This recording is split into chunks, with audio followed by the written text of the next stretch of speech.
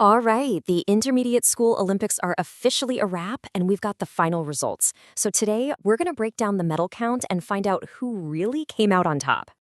After weeks of some pretty intense competition, there's really only one question on everyone's mind. Who conquered the games? Which nation earned the ultimate bragging rights? Well, the answer isn't quite as straightforward as you might think. Okay, so here are the final standings for all 11 nations that competed. Now, if you let your eyes wander over to that total column on the far right, you're going to notice something pretty interesting happening at the very top. That's right. If we were just going by the sheer number of medals won, we'd have a dead heat for first place. Two nations finished with the exact same number of podium visits. First up, we've got the Pingleton Isles. They finished with a super impressive total of 12 medals, just a fantastic showing all around.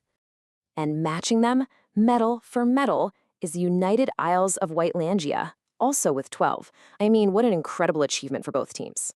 So, this brings up the big question, right? When the totals are tied, how do you decide who the real champion is?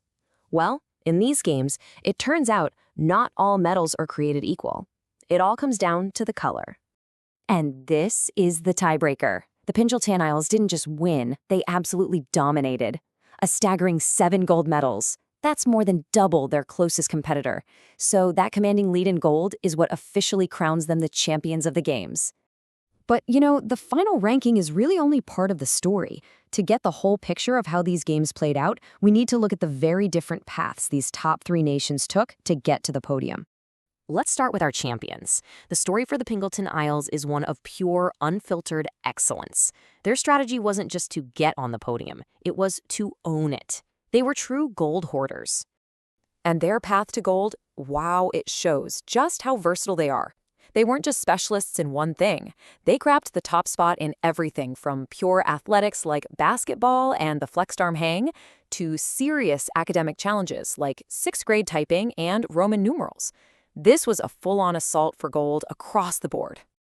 Okay, next up, let's talk about our second-place finisher who, remember, tied for the most medals overall, the United Isles of Whitelandia. They played a totally different game. Theirs is the story of the classic all-rounder. Their performance just paints this perfect picture of incredible consistency. While they had fewer golds, they collected a massive 5 silver and 4 bronze medals.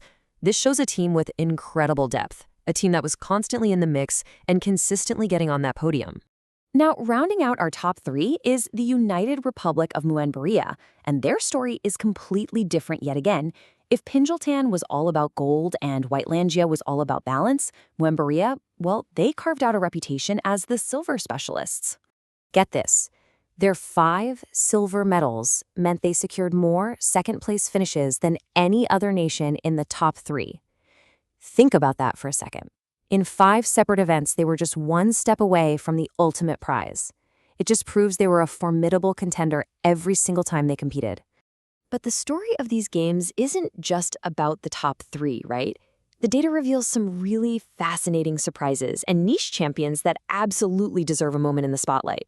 So let's talk about efficiency, because it's not always about how many medals you win, but what kind of medals you win. So who had the best gold to medal ratio? Say hello to the Lubuild Empire. They finished 5th overall, but their performance was just incredibly potent. Out of their 6 total medals, a remarkable 4 of them were gold. That means a stunning 2/3 of their podium finishes were on that top step. Now that is clinical precision. And hey, can we just take a moment to appreciate the awesome variety of competitions here? This wasn't your standard track meet. We saw champions crowned in Wordle, in Pop Darts. We had a quarterback challenge right alongside the flexed arm hang. It's just a fantastic mix of brain, brawn, and some very unique skills. And this all proves a really powerful point. Victory isn't always measured in gold. You've got nations like Smith-Adern-Pakistan with 4 silvers and Metz-Oliveria with 3 who showed remarkable consistency to finish in the top 10. They may not have heard their anthems play, but their presence on that podium was undeniable. So after digging through all that data, what have we really learned? Let's boil this all down to the key takeaways from the final medal count. First, the gold rush is very real. When it comes right down to it, the number of gold medals is the ultimate measure of victory. Second, podium presence matters. A high total metal count like Whitelangia's shows incredible depth and consistency. And finally, niche victories tell their own story. Teams like the Lubeld Empire prove that specializing and dominating in a few key areas can be a really powerful strategy.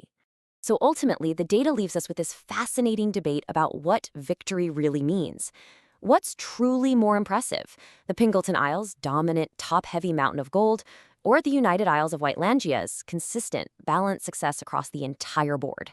It's definitely something to think about. Thanks for digging into the data with us.